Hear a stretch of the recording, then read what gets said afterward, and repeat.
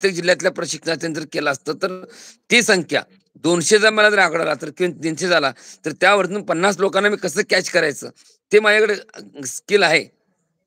त्यांची मानसिकता कशी तयार करायची ह्या उपोषणासाठी, तेवढ्या लोकांना आम्ही नियोजन करता आलं असतं सर. तेवढे 50-50 जर झाले, 36 गुणिले 50 जरी केले, तर आपल्याला कमीत कमी नाही जरी काय म्हणतात 1750 चा आकडा मोठा होतोय आणि त्याच्यावरती आपल्याला आंदोलन आपलं पुढे करायला सोपं जातं सर. तेवढं पण आपल्याला करायला त्या ठिकाणी प्राप्त झालं नाही. म्हणजे हे एक दुर्भाग्याचीच गोष्ट आहे. आणि सगळ्यात महत्त्वाची गोष्ट, की आपण हे सगळं का करू पाहतोय, की आपल्याला संघटना ह्यांच्यामध्ये लढवायची भूमिका फार प्रमाणातली कमी दिसते सर. त्या ठिकाणी 2001चं जर उदाहरण घेतलं तर ₹700 पगार वरती काम करणारी मंडळी, जे प्रत्येक 6 महिन्याला तिथं लिहून दिले जायचं, की आम्ही पगार मागणार नाही किंवा आम्ही परत काम मागणार नाही. स्टॅम्पवरती लिहून घ्यायचं. प्रत्येक विचारा तुम्ही एकदा तुमच्या मास्तर लोकांना जर असतील कोण तर. आज ते लोकं 75,000 पगार घेतात. त्या काळामध्ये कुठलीही सुविधा नव्हती. मोबाईल नव्हता, फोन नव्हता. त्या ठिकाणची कुठलीही व्यवस्था नव्हती. पण आज सगळ्या गोष्टी व्यवस्था असताना देखील ह्या मुलांच्यामध्ये ते लढवायची ताकद का निर्माण होत नाही? हा एक मोठा प्रश्न पडतोय सर मला. म्हणजे विचार करण्यासारखी गोष्ट वाटते ना सर सध्याची, त्या बाबतीतली. तुम्ही असा निगेटिव्ह काय विचार करता? बरं मला सांगा, जर एखादं काम होत नसेल किंवा होणारच नसेल, तर मी त्या ठिकाणी एवढा मोठा खर्च का करू पाहतोय? कशासाठी करतोय? बरोबर. हां, मला म्हणजे जर एखादं थोडीफार नाशिकमध्ये आंदोलनामध्ये एवढं मोठं जर काही होणार नसेल, दिखावा करायचा असेल, तर मी माझ्या सांगलीमध्ये केला असता, बरोबर. कोल्हापूरला केला असता. मी नाशिकला जाऊन का केला? तर नाशिकमध्ये संख्याबळ मोठी आहे. हा पॉइंट आहे ना सर त्यातला. बरं मी 10,000 लोकांची अपेक्षा करतोय, 500 लोकांची अपेक्षा करत नाही. 10,000 लोकांना जेवणाचा खर्च करणं म्हणजे सोपी गोष्ट नाही ना. तिथं पाण्याची बाटली कोण देऊ शकत नाही. एवढी परिस्थिती बिकट आहे लोकांची. 10,000 लोकांचं टार्गेट करणं म्हणजे सोपी गोष्ट आहे का? बरं एवढं मोठं आंदोलन 10,000 मुलं जर तिथे आले असते तर? किती खर्च झाला असता दिवसाला? किती लाख खर्च झाला असता दिवसाला सांगा भाऊ तुम्ही?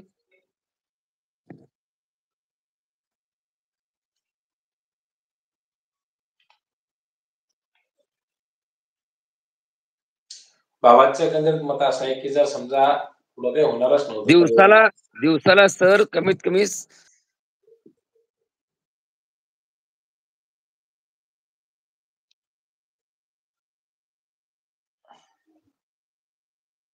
त्याला सर 70 ते 80,000 नुसार तांदूळ लागला असता. 1 टनच्या पुढं. 10 दिवसामध्ये 10 टन तांदूळ 7.5-8 लाखाचा तांदूळच लागला असता सर तिथं. बरोबर. निस्ता तांदूळ, तूर डाळ वेगळी, टोमॅटो वेगळे, भाजी वेगळी, एवढी सगळी तयारी करून जाणं एकट्या माणसाने. हं. सोपं नाही ना ही गोष्ट. एक दिवसाचं नाही. आंदोलन कोणी करू शकतं. तुम्ही आले, तुमचं तुम्ही खाल्ले, तुमचं तुम्ही गेले, तुम्ही काही करा. तो भागच आहे ना. मग ते कोण पण करू शकतो आपण. तुम्ही पण करू शकताय. होय. तुम्ही पण करू शकता उद्याला वाशिममध्ये जाऊन. 1 दिवसाचं आंदोलन का 2 दिवस पण करू शकता. तुमच्याकडे तेवढी ताकद पण दिसते तुमच्या चेहऱ्यावर बोलल्यानंतर. तेवढी माणसं पण तुम्ही कमवलाय. पण तशी पण परिस्थिती नाही ना इथं. 10,000 लोकांचं स्वप्न बघून गेलोय मी तिथं. एवढी भांडी माझ्याकडे बघितली ना तुम्ही, माझ्याकडे मोठे-मोठे पातेलं होते ना, तर एका टाईमाला कमीत कमी एका टाईमाला 100-100 किलो, 200-200 किलो शिजणारे पातेले मी सोबत घेतले होते. मग ते काय बघायला घेतले होते का काय?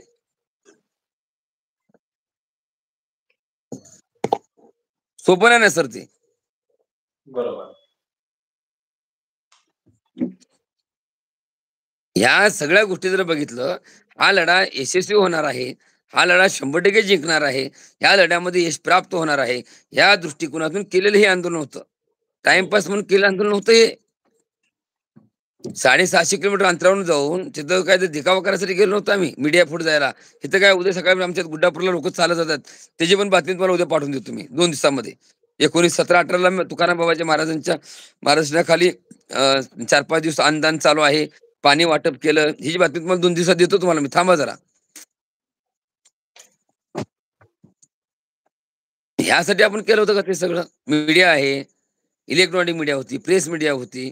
मग तिथल्या आपण मीडिया बाकीची संख्याबळ किंवा पुढे काय होणार नाही म्हणताना आपण पुढे मीडियाला पण ताकद लावली नाही ना. आपण 2 दिवस मीडियाला ताकद लावली. पण नंतर आपण ताकद लावली नाही. का लावली नाही? तर आचारसंहिता आहे.